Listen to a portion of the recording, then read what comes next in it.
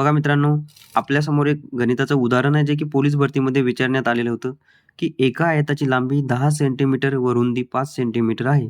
तर त्या आयताची परिमिती किती? तर बघा मित्रांनो, हा प्रश्न सोडवायचा कसा? तर आयताची लांबी 10 आणि रुंदी 5 दिलीत, या दोन्हीची करायची बेरीज. 10 आणि 5 होते 15 आणि 15ची करायची दुप्पट. 15 दोन्ही 30 म्हणजे त्याची जी परिमिती आहे ती किती आहे? तर 30 सेंटीमीटर. तर पर्याय क्रमांक बी हेच आहे आपलं फायनल उत्तर. आता बघूया हे आपण जे दुप्पट केली 10 आणि 5 ची बेरीज करून दुप्पट केली, तर ती का केली ते पाहूया आता. बघा आपल्यासमोर एक आयत आहे आणि त्या आयताची जी बाजू आहे ती 10 सेंटीमीटर आहे.